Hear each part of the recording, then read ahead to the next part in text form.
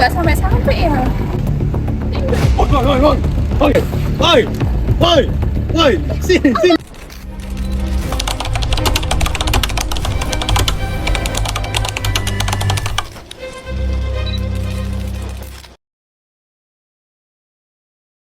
Assalamualaikum warahmatullahi wabarakatuh. Shalom Om Swastiastu, Namo Buddhaya, Salam Kebajikan. Selamat pagi semuanya. Kami dari PDB 21 kelompok 4 akan melakukan audiensi terhadap para dari Polda Jatim terkait kasus begal dan kekerasan di Kota Surabaya. Sebelum masuk dalam segmen, izinkan kami memperkenalkan diri. Saya Alka Tangguna dari Prodi 1 Fisika Fakultas Sains dan Teknologi. Saya Fitri Alfiani dari Program Studi Administrasi Publik Fakultas Ilmu Sosial dan Ilmu Politik. Saya Zara Wajatul Fauzia dari Prodi Keperawatan Fakultas Farmasi. Saya Fatia Fidausiana dari Prodi Aquakultur dengan Fakultas Perikanan dan Kelautan. Saya Michael Bima Wiratama dari Prodi Kedokteran Fakultas Kedokteran. Saya Adinda Putri Ramadhani dari Prodi Keperawatan Fakultas Keperawatan. Saya Giza Cativani Pinanda dari Prodi Gizi Fakultas Kesehatan Masyarakat. Sebenarnya Bapak bisa mengenal diri? Saya AKBP Jumhur sebagai Kasubdit 3 Jatanras Ditkrim Polda Jatim. Saya Kompol Jamal selaku Kanit 4 Premanisme Sudin Jatanras Krim Polda Jatim. Kita bisa lanjut ke segmen selanjutnya. Oh iya, saya perkenalkan diri, saya AKBP Jumhur panggilan saya. Saya dinas di sini baru 1 tahun. 1 tahun, dulu 15 tahun di Polresta bersama Ibu Sebi, terus pindah ke Batam, pindah ke Maros, balik lagi saya ke sini. Saya sama Bu Sebi kan, saya dari mahasiswa juga dulu mahasiswa, jadi daftar gitu kan. Kalau satu angkatan saya pernah diajarin sama Dokter Haster ya, Di ahli forensik gitu. forensik. Makasih sekali. Baru semester 1 mereka. Oh iya. Di UNER Semester nggak satu. ada prodi forensik soalnya. Oh gitu ya. Nggak ada. Biasanya kalau S2 kita ya. dulu zaman di Polrestabes, kalau saya habis tembak, khususnya yang tembak mati itu ya saya bawa ke dokter stop. Dokter muda itu kan langsung mariung kan, langsung praktek ya. Kakak nanti. Biasanya semester 3 itu kan. Iya. Nanti seperti itu. Nanti saya kasih pasien kan. Bima. Ya memang harus begitu, harus tahu cepet.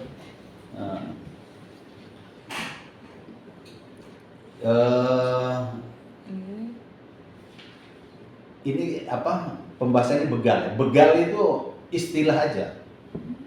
Jadi begal itu muncul itu tahun 2015 kalau nggak salah ya. Maraknya itu ya. Kita tuh tahunya itu istilah apa itu kejahatan itu curas. Terkait ini ya, curas itu seperti kejahatan dengan kekerasan ya. Jadi kayak jambret gitu ya, Pak Jamal ya. Itu curas namanya.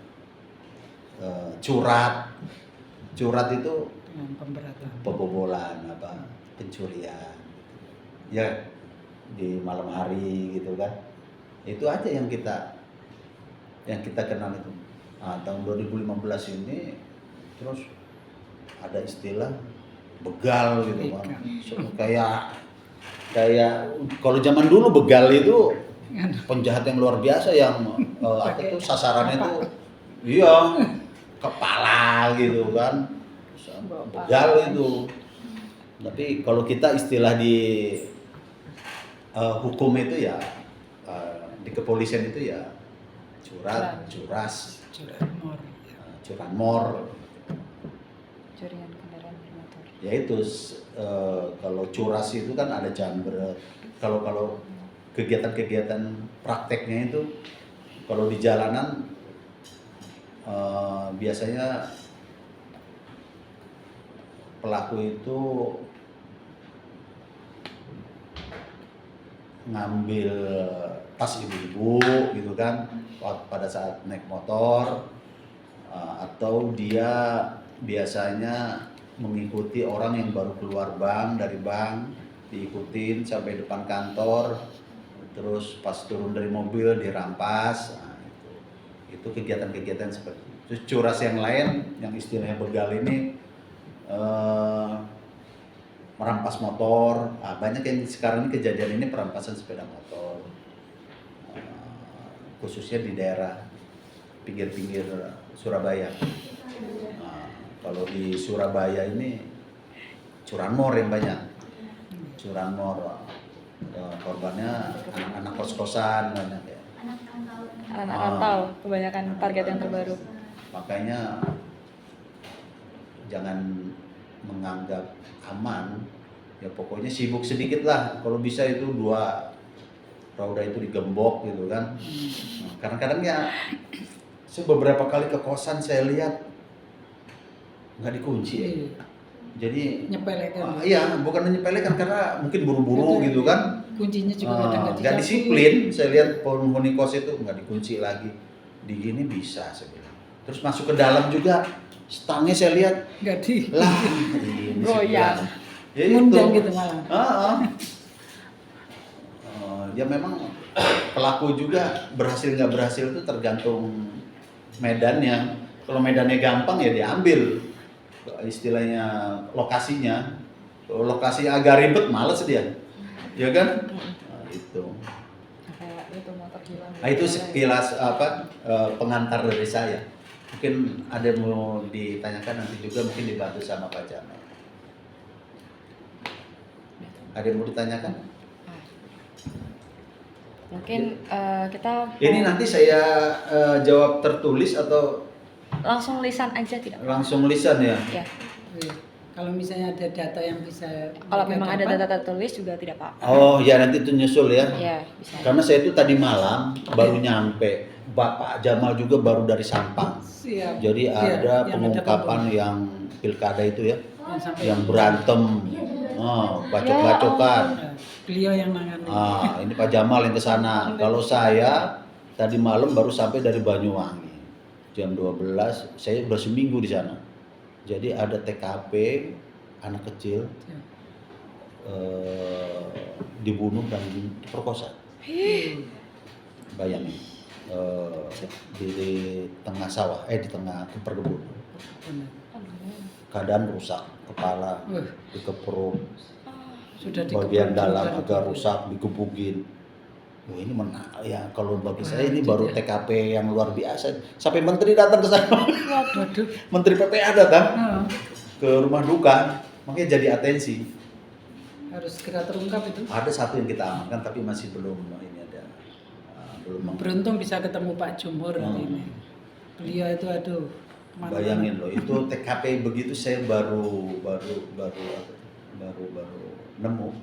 Karena kenapa sasarannya anak kecil gitu kan, ya kan? Iya.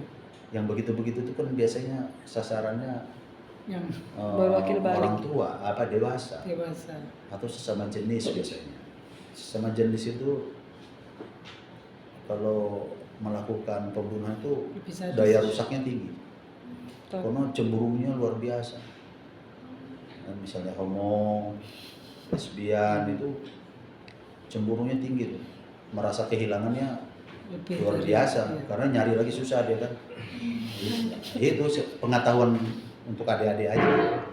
Pengetahuan nanti kalau nanti udah senior kan lihat ini berdasarkan pengalaman. Ini kayak gini menarik juga nih. Si anak kecil tuh naik sepeda dari ini nih, Dari situ. dari sekolah itu. Pulang sekolah itu. Biasanya ibunya kan lagi hamil besar, Hmm. lagi hamil besar nggak bisa jemput. Pamannya lah, Masih paman ini berapa? agak ini setengah-setengah, Hmm. cacat juga kan. Cacat- Karena oh, cacat kena- fisik. Tapi ini kepalanya juga dia Wih. agak trauma. Sepedaan di sini nih. Ini di tengah kebun. Kelihatannya di iming-imingi apa ke sini kayaknya, ke perkebunan sini. Diketemukan sepedanya di sini, mayatnya di sini, Aduh. sendalnya di sini. Jadi waktu orang nyari itu, oh ini ada sendalnya, turun ke sini ya ketemu mayatnya. Ada sepeda. Sepedanya di sini. Kalau biasanya kalau kejadian itu orang melakukan seperti itu ya satuin di sini aja misalnya gitu. Iya. Atau di sini aja sepeda semua ada di sini. Tapi ini di Berarti sini. itu mungkin ada perlawanan, Bang. Hah? Ya. Bisa Itu ada, ada perlawanan. tapi umur segitu. Lah lah ya. Umur berapa Kak kalau boleh tahu? 7 tahun. Waduh, iya. Baru masuk SD ya? Iya baru masuk. Mau ngelawan apa dia? Jadi ini memang ini yang perlu kita pecahkan. Iya. Karena mengungkap kasus seperti ini kayak apa ya, menyusun iya, puzzle yang bergerak. Kita harus jeli, kita Ada harus unsur dendam. semua yang ada di sini harus kita pelajari. Permasalahan keluarga, Iya, mungkin. ya kan? Permasalahan apa dengan pabrik, permasalahan dengan sekolah, permasalahan dengan yang lainnya. Kita satu-satu nih kita pelajari. Nah, kemarin ya alhamdulillah kita dapat sedikit petunjuk. Kita dari keluarga ini kita pelajari dan ada yang kita amankan saat ini. Sadis banget ya. Ya mudah-mudahan menangkah lah. Itu tingkat kesulitan kita mengungkap kasus itu. Sama kayak begal tadi itu, bayangin. Malam hari tempatnya gelap, terus CCTV tidak mendukung, ya kan kalau malam kan agak ngeblur itu karena ya kita pakai cara lain gitu kan, pakai cara yang luar biasa. Kita cari data siapa. Kalau jambret kebiasaannya pelaku itu nggak jauh dari TKP tempat tinggalnya. Karena dia tahu tempat lari-lari. Ya baca Mal ya. Ini bocoran untuk nanti siapa tahu bikin jadi polisi. Ya kan? Jambret itu. Dia tahu langsung masuk gang. Nah, Iya. nggak mau dia yang jauh-jauh, dia nggak hafal dia. Nah, ya itu saya melakukan penyelidikannya seperti itu. Siapa yang baru keluar di wilayah situ saya dapat. Ya, ada yang baru keluar pelaku curanmor ya waktu itu ya. Pelaku curanmor. Residivis itu ya. Nah, residivis dulu yang kita ambil dari dia itu kita minta keterangan akhirnya ya bisa lah dapat informasi yang lain. Ada tambahan Pak Jamal? Silakan Pak Jamal. Mungkin apa? Adik-adik ada yang ditanyakan mungkin terkait ini. Mau ditanyakan ya. Langsung aja. Atau mau dibuat opening dulu? Saya belum ngasih opening. Yang pertama ya, bagaimana tanggapan Ibu mengenai kasus pembegalan yang marak? Apa faktor yang mendorong para pelaku ekonomi? Rata-rata ekonomi. Yang kedua, pelaku itu kayak nyandu. Oh. Kalau udah melakukan itu, dia menjalani, dia belum ada pekerjaan, ya kembali lagi ke ekonomi ya. Pasti pingin kerja lagi.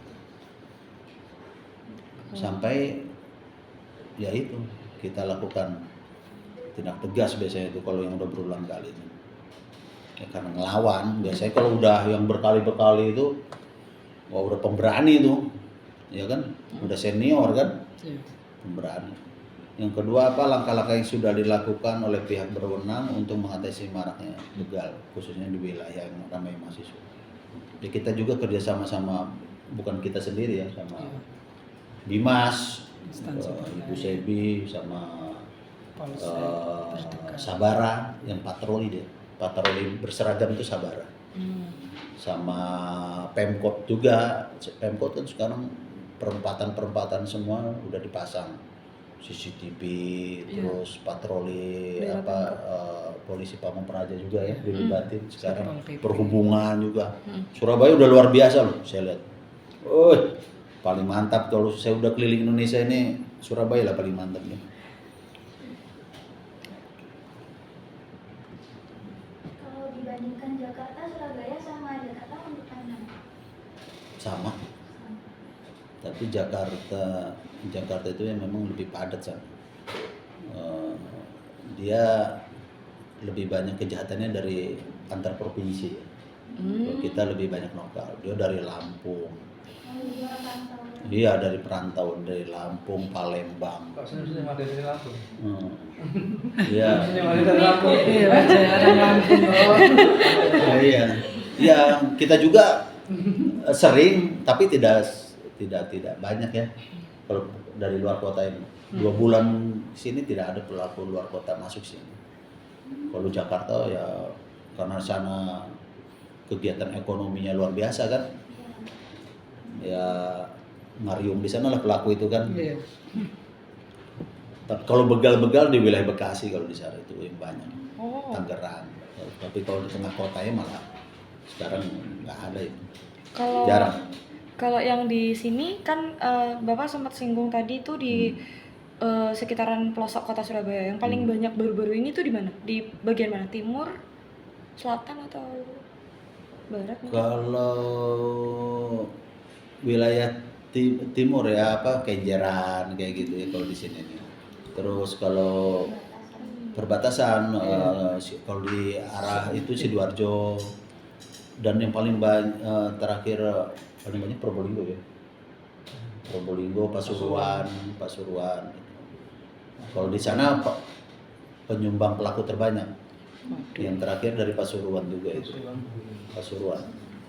Dari sana. Ya ekonomi juga. Ya, Bos. Tinggal. Oke. Karena ya itu kita pernah ke rumahnya juga memang dari pertanian nggak mendukung gitu ya, tanah kurang subur itu mempengaruhi juga itu. Mempengaruhi juga dia apa yang mau gue berbuat di sini kali kan gitu kan di kampung ini. Ya udahlah, yang paling cepat ya itu kan ambil motor. Ya itu karena salah pergaulan aja. Tapi Pak, mohon maaf kan seperti di akhir-akhir ini itu tuh kebanyakan curian motor itu ditemukannya tuh di perbatasan Madura sama Surabaya. Oh iya Madura juga ya. Iya, itu biasanya pelakunya tuh dari asal Madura sendiri atau Dari Surabaya? Probolinggo atau Surabaya? Ya Surabaya ini kan majemuk ya Pak Jamal ya. Dari Probolinggo, dari mana semua ada di sini. Coba nanti Lebaran nggak pulang kampung. Sepi Surabaya itu. Ya? Sepi. Kesepian saya di sini karena saya kan orang Bandung. Tapi kalau Lebaran ya nggak bisa pulang, harus jaga di sini. Nggak ada orang di sini. Tunjungan itu nggak ada orang, sepi. Udah Lebaran ke-7 baru udah rame lagi. Mbak harus balik. Dari Blitar, Pasuruan, Madura, sih. Tapi yang paling banyak memang pengungkapan banyak dari Madura ya. Dari Madura, Pasuruan. Biasanya motor yang dicuri itu biasanya dibawa kabur di Madura ya? Atau masih bisa diamankan? Terakhir yang kita ungkap itu ya hanya 480, istilahnya 480 itu penadah ya. Oh, penadahan. Penadah itu ya masih teman-temannya juga. Atau sekarang ini kebanyakan dijual cepat. Lewat apa itu? Melalui online. Online. Makanya kok bisa dapat kemurahan ya? 2 juta. Penadahan. Gitu kan. Makanya kalau ada ditawarin motor murah ojo gelem. Jangan jarang itu Iya. penadahan. Bisa barang nggak betul itu. Pokoknya iki murah iki, jangan deh. Kalau nggak standar itu jangan diambil tuh.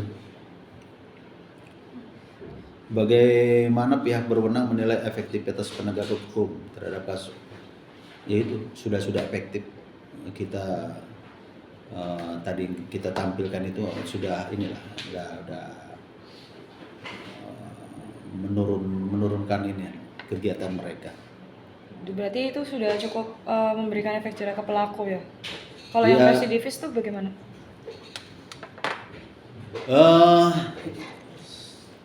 Gimana Pak Jamal? Residivis ya. Residivis itu adalah pelaku yang sudah melakukan tindak pidana itu lebih dari 1 kali lah. Itu namanya residivis. Residivis. Ya. Jadi dia melakukan. Tapi ada yang kerja, ada yang enggak. Gitu. Ya, ada yang setelah dia melakukan itu berhenti ya. Tapi ternyata dia setelah keluar dari penjara itu dia melakukan perbuatannya lagi lah itu tindak residivis. Kalau mereka kerja ketangkep lagi, kita namakan Residivis. residivis. Itu residivis. Ya kalau kerja lagi, ya biasanya kita lebih keras lagi sama mereka. Lain sama pendatang awal. Kalau yang berarti yang terbaru ini rata-rata dari residivis atau yang baru pertama kali kesandung kasus pidana? Imbang. Imbang. Ya ada yang baru, ada ya. Tapi kalau curas biasanya ya orang berulang-ulang. Oh. Kalau curas ya, karena tingkat bekerjanya dia lebih sulit ya, lebih memerlukan keberanian. Biasanya orang yang berpengalaman. Kalau curanmor ngambil-ngambil itu yang biasanya coba-coba melakukan kejahatan. Tapi kalau mereka nggak sadar setelah ketangkep, ya kadang-kadang nyandung. Wah, gue cuma dapat motor doang, dapat segini, gue cari yang lebih lah, gitu kan biasanya. Merampok bank aja lah, langsung dapat 500 juta gitu kan.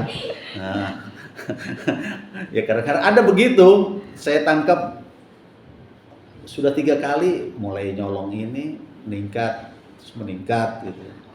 Itu penelitian di lapangan itu.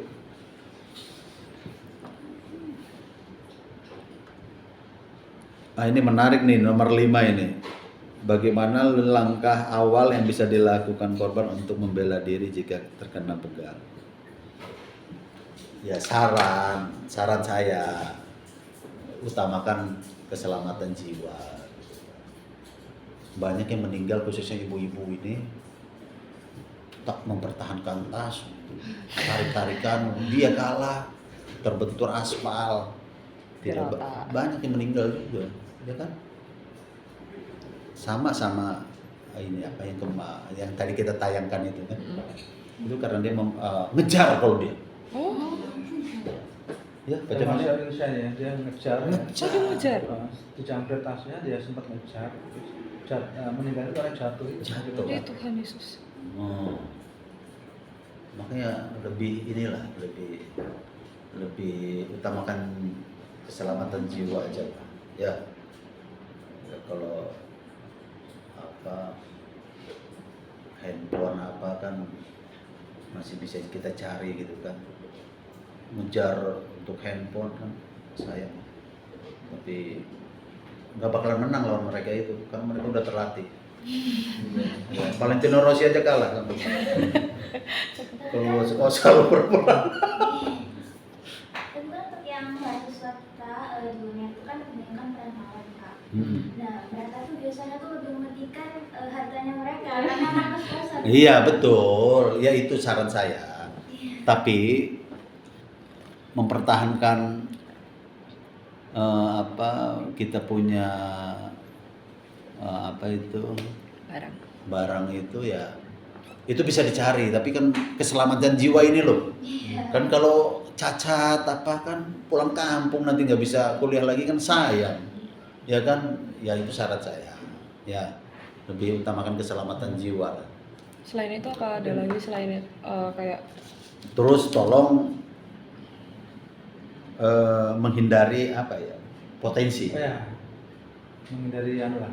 Itu kan kadang terjadinya kejahatan tadi yang disinggung komandan tadi itu kan kadang niat pelaku itu nggak ada karena ada kesempatan akhirnya terjadi lah. Makanya teori niat dan kesempatan itu kalau di ilmu kriminalistik itu kan ada kan. Kadang niat pelaku ini nggak ada, tetapi muncul karena ada kesempatan. Misalnya kan, ya, salah satu tadi disampaikan komandan tadi, mungkin dihindari jalan-jalan yang mungkin itu sepi, ya kan? Atau mungkin kalau memang itu harus lewat situ ya berdua minimal kan seperti itu. Kadang ibu-ibu teman-teman kadang naruh tas itu juga kadang sembarangan, ya kan?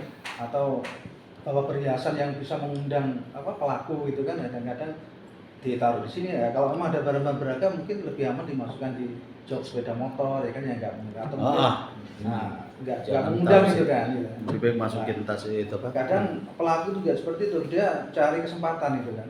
cari yang mudah. cari Ya? yang mudah gitu kan. Nah, mereka lihat ini lewat ini sendirian, cewek lagi misalnya kan, tasnya ini mungkin di samping, kemudian kelihatan bawa barang-barang berharga. Nah itu kadang itu jadi ini, oh ya akhirnya mungkin dia di itu akhirnya niat kesempatannya ada, muncul niatnya dia gitu. Nah itu tipsnya salah satunya itu menghindari menghindari yang tadi itu, tipsnya salah satunya itu. Karena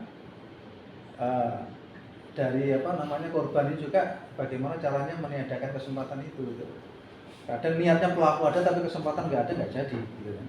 Sama kayak tadi yang disinggung komandan tadi, motor itu kan kadang naruhnya sembarangan, nggak dikunci lagi kan. Kadang ada beberapa kejadian yang viral di Surabaya itu kuncinya ketinggalan, sadar, kuncinya ketinggalan. Ada yang seperti itu. Dibiarkan itu kan sama aja dengan memberikan kesempatan untuk ini udah ambilan aja kan gitu kan. Sebetulnya kan nggak ada niat.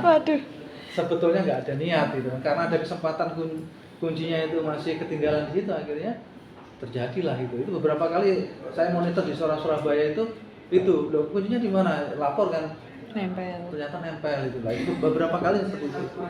Makanya tadi itu upayanya ya seperti itu. Kalau curanmor itu kan harus bagaimana sepeda motor ini aman itu, mungkin digembok ya, mungkin ada pengamanan lebih lah di tempat kos-kosan. Tadi itu yang khusus begal tadi curas itu sih salah satunya itu. Kira-kira menurut Bapak itu seberapa penting peran masyarakat buat membantu mengurangi kejadian begal? Dan apakah ada program kerjasama dengan warga sekitar atau untuk mahasiswanya untuk meningkatkan keamanan di daerah jalan-jalan sepi yang tadi sudah disinggung? Peran serta masyarakat itu penting gitu. Makanya polisi itu kan nggak bisa bekerja sendiri gitu kan. Yeah. Yang tadi itu kan kita kan penegakan hukum, terus kemudian ada di situ kita pelindungan pengayoman dan pelayanan masyarakat itu kan. Ya itu kalau nggak didukung sama masyarakat nggak bisa gitu. Karena tadi untuk menyelesaikan masalah ini ya, masalah begal ini, masalah kriminalitas. Tadi disinggung oleh Pak Jumur tadi terkait dengan pelaku. Kalau kita lihat pelaku aja, pelaku beberapa pelaku ini kalau kita lihat nanti 90% itu ya pasti ekonomi juga menengah ke bawah lah gitu. Karena faktor ekonominya jadi melakukan seperti itu, motifnya. Kebanyakan sudah habis 90%, 99% lah itu. Nah kalau seperti ini kan bukan tugas polisi sebetulnya. Ada mungkin dari pihak peran serta, dari pihak lembaga lain atau mungkin pemerintah daerah, atau bagaimana kemudian ini bisa teratasinya. Pasti dia pasti pengangguran, nggak ada pekerjaan, ya kan. Kemudian itu pelampiasannya ke sana melakukan kejahatan. Nah ini kan tugas siapa? Ini sebetulnya untuk menyelesaikan permasalahan kriminalitas ini butuh artinya butuh bukan hanya polisi sebagai penegakan hukum untuk menyelesaikan, nggak bisa seperti itu. Kita lihat dulu ke belakangnya ini faktornya sebetulnya apa, faktor penyebabnya. Dari sisi pelaku aja pasti itu, otomatis harus selesaikan masalah ekonominya. Gitu kan. Terus kemudian dari ini, kalau kita lihat beberapa pengungkapan itu TKP itu kita berangkatnya dari CCTV. Bisa terungkapnya ini kan kadang kita ada bantuan dari CCTV itu kan. Nah ini peran serta siapa ini kan gitu kan. Otomatis bukan polisi juga. Di sini butuh peran Pemda, Dinas Perhubungan, atau mungkin yang punya kewenangan di sana untuk misalnya di titik-titik yang rawan terjadinya kriminalitas dipasang CCTV atau dipasang penerangan lampu di sana yang yang mengurangi tadi itu kesempatan itu. Nah itu kan bukan tugas polisi gitu kan. Iya. Nah, tugas Pemda, Pemkot untuk masang lampu di tempat yang rawan atau mungkin CCTV atau pihak desa atau apalah, walaupun itu mungkin swadaya atau apa. Nah itu peran serta masyarakat di sana juga. Berarti banyak faktor sebetulnya yang yang perlu yang perlu diselesaikan, bukan hanya kalau mau menyelesaikan masalah kriminalitas khususnya mungkin begal gitu. Banyak faktornya yang harus diselesaikan, bukan hanya dari sisi penegakan hukum ya.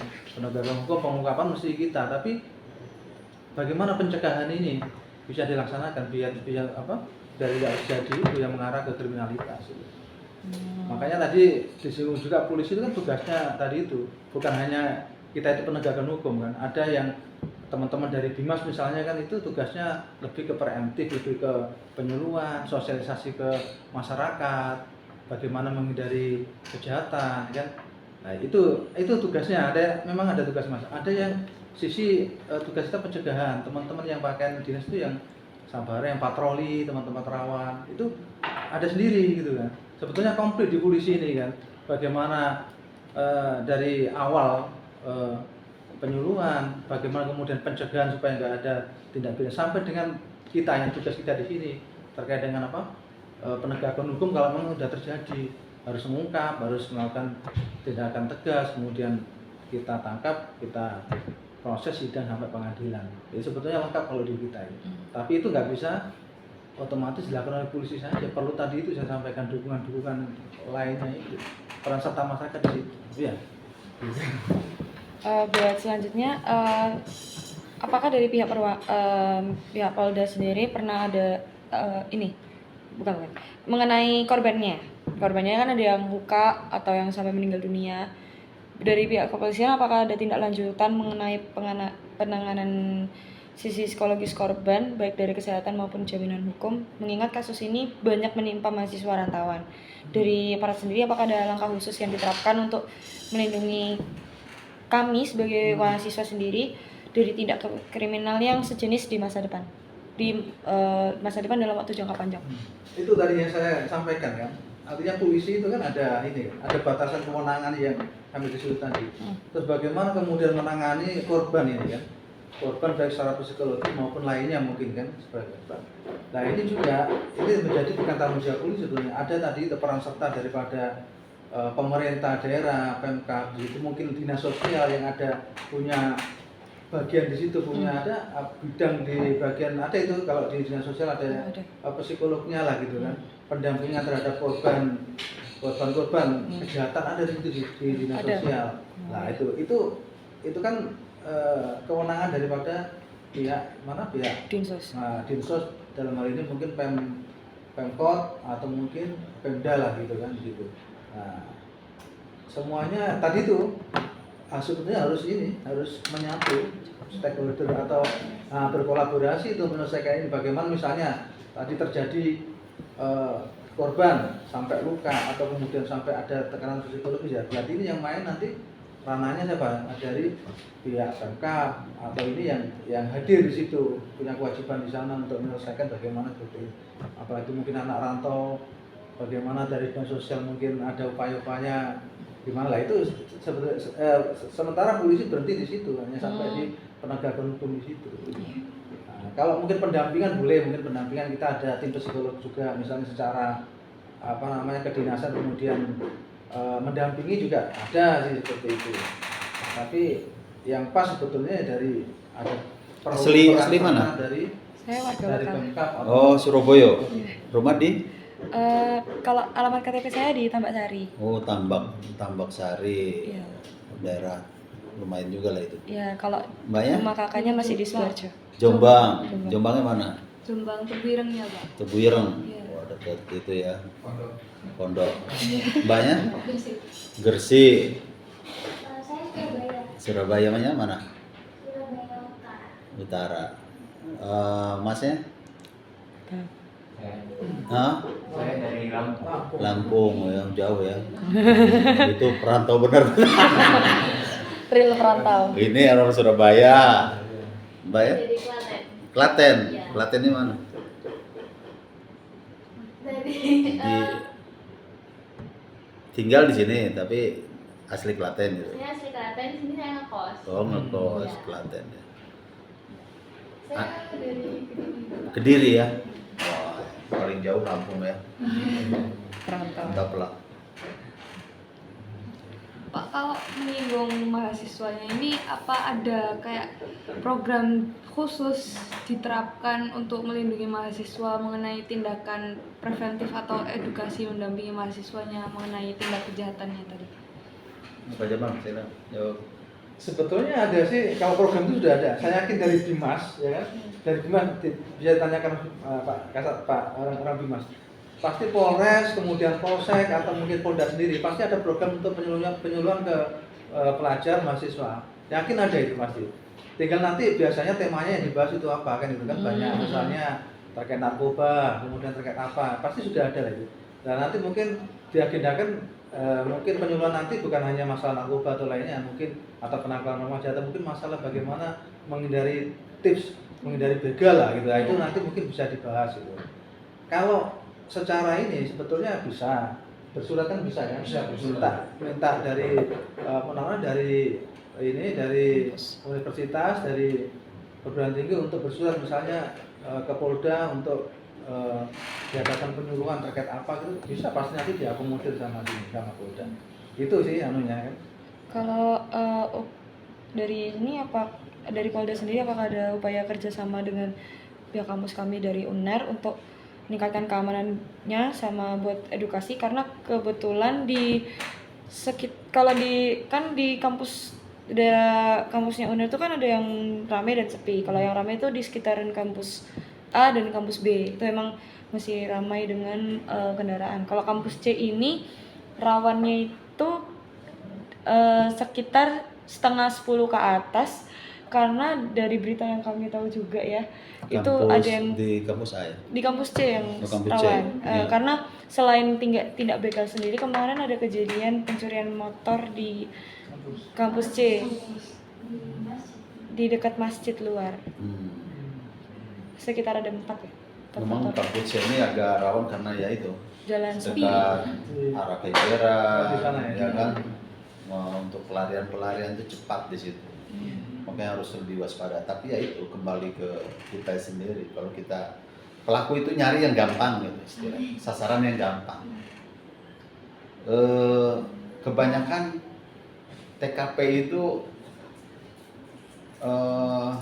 mereka nongkrong itu di swalayan, apotik, yang kelihatan orang-orang tuh butuh cepat, buru-buru, kadang-kadang lengah, kuncinya dimainkan itu.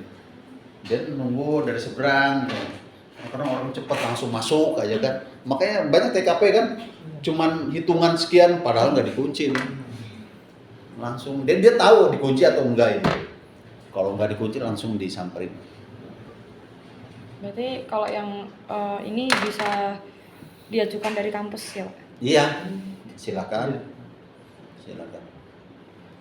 Dari kasus yang terakhir, apakah ada selain tadi yang sudah kita tonton di media itu, selain kampus lagi, apakah ada mahasiswa dari kampus lain? Mengingat dari UNER juga pernah ada satu anak yang hampir kena juga, hampir kena. Oh iya, pernah kan di daerah Kertajaya. Keputih.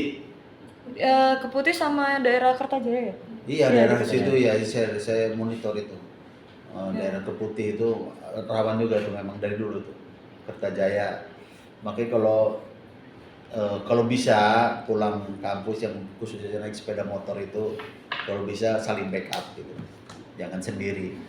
Apalagi kalau malam, ya kan, jangan malu minta antar temen yang cowok, ya kan, jangan. Ya yang penting gimana caranya kita itu selamat. Minta diantar dari belakang. Itu kan cara-cara untuk kalau diajak jalan-jalan sama cowoknya ke Kenjeran, tempat sepi-sepi, jangan mau. Itu banyak juga. Iya, ya kan Pak Jamal ya, pura-pura jadi polisi pelakunya itu loh. Terus ngecek apa itu surat-surat. Padahal motornya diambil. Dia nggak bisa berbuat apa-apa karena sepi, ya kan? Nah, itu ada juga seperti itu. Oh, modus jadinya ya? Modus, iya, pura-pura jadi aparat. Oh, kurang lengkap, motor dibawa, ya nurut-nurut aja tuh. Waduh. Takut kan? Ternyata bukan polisi. Pernah kita tangkap juga itu pelaku, ya kan? Ternyata bukan, tampangnya aja kan macam polisi sekarang itu kan. Karena kebanyakan nonton itu dia buser itu kan. Makanya kalau ada yang nggak kenal, nggak meyakinkan, kita harus belajar berani lah. Ya, mana Pak surat-suratnya? Ya kan, kalau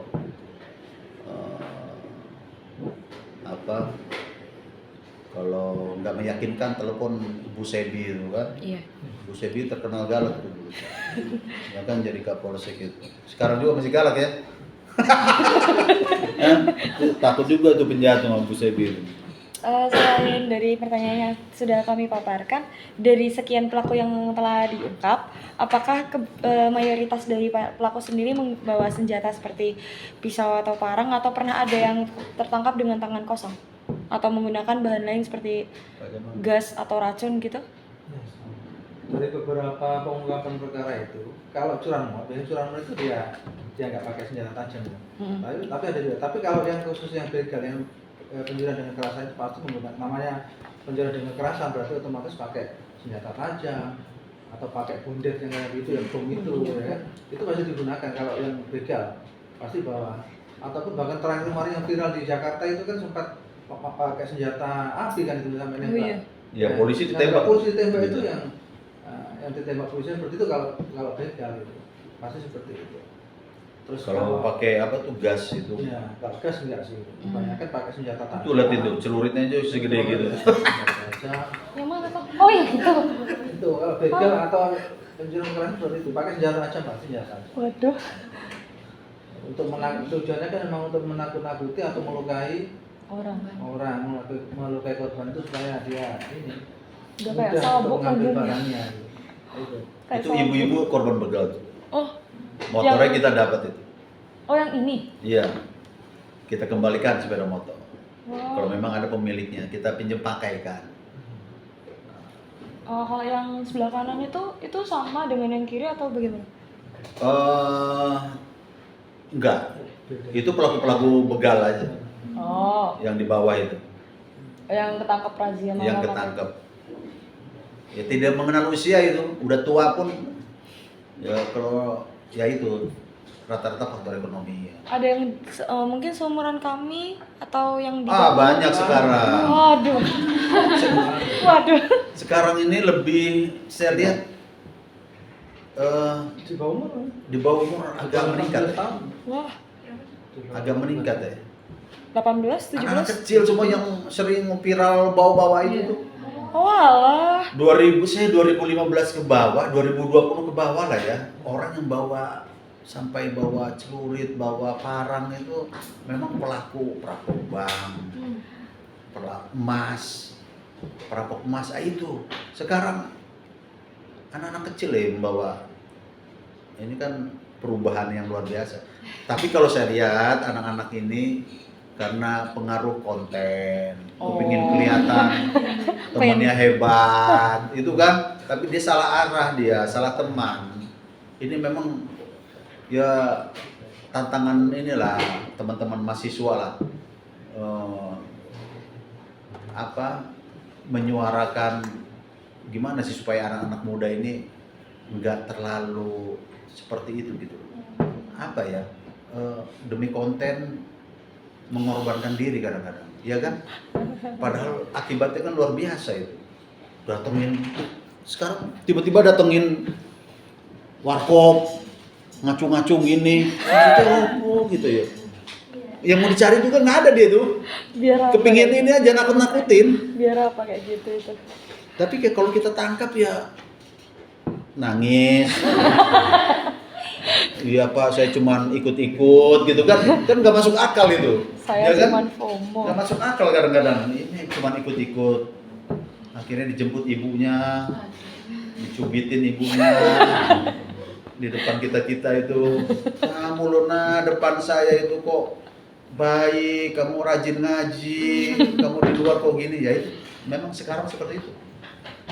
Ibunya taunya anaknya punya tato setelah ketangkap polisi.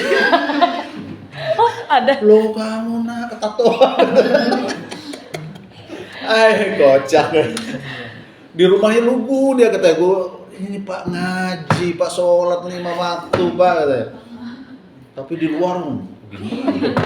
Ya demi itu karena salah pergaulan. Oh, berarti kemarin yang baru-baru ini banyak yang kayak gitu Dan atau? banyak yang begitu.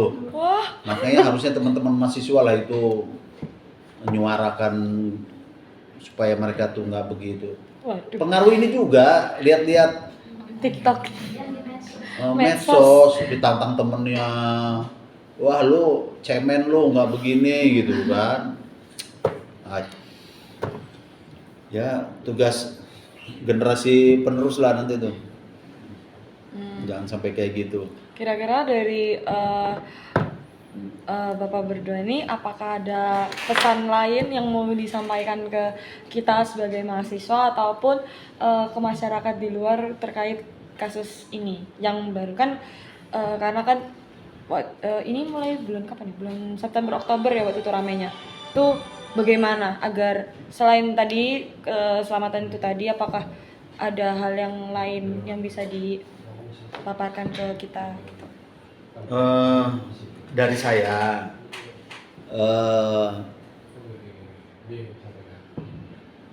yang pertama ya utamakan keselamatan jiwa ya. Terus yang kedua, hindari kegiatan-kegiatan yang memang nanti mengundang kejahatan. Dan itu godaan memang kadang-kadang itu, ya kan? Asiknya kita itu kadang-kadang ngumpul malam gitu kan, di tempat yang agak jauh gitu kan. Ya pinter-pinter inilah memanage, karena kita ini udah mahasiswa ya, udah dewasa, harus pintar lah mengendalikan diri, itu harus pintar. Makanya banyak kalau yang Islam ya banyak sholat, yang agama lain banyak ibadah gitu kan. Gitu. Harus pintar mengendalikan diri, harus pintar memanage. Terus cari teman yang baik, yang bisa mendukung kegiatan rekan-rekan. Jangan ketemu teman yang keren, yang gagah-gagahan tapi ya membahayakan, ngapain gitu. Pak Jamal ada tambahan Pak Jamal? Mungkin itu tadi, kalau mungkin dari teman-teman itu ya bagaimana mempersempit kesempatan itu, kesempatan orang untuk berbuat kejahatan lah gitu ya. Tadi itu mungkin tipsnya seperti itu, sehingga kemudian ini perlu disosialisasikan melalui teman-teman mahasiswa, mungkin ke masyarakat juga gitu ya. Misalnya parkir kendaraan yang yang di tempatnya, yang tidak mengundang pelaku, kemudian kuncinya juga mungkin kunci ganda atau sebagainya. Bagaimana lah caranya orang itu bisa ada niat dia tapi kesempatan nggak ada gitu. Itu sih mungkin yang perlu disampaikan kepada masyarakat semua gitu kan. Kalau niat dan kesempatan ketemu ya sudah terjadilah itu kan gitu. Bagaimana masyarakat ini meniadakan kesempatan itu gitu, supaya nggak ada kesempatan orang untuk minimal mengurangi orang kesempatan untuk melakukan tindak pidana itu. Mungkin itu sih ya. Sekian, terima kasih banyak pada Bapak karena sudah mau menerima kami sebagai tamu dan sudah bersedia memberikan informasi yang kami butuh terkait dengan kasus ini. Oke, semuanya sekian dari kita. Yuk kita foto bareng yuk. Untuk segmen kali ini. Terima kasih. Ini lagi nih ya.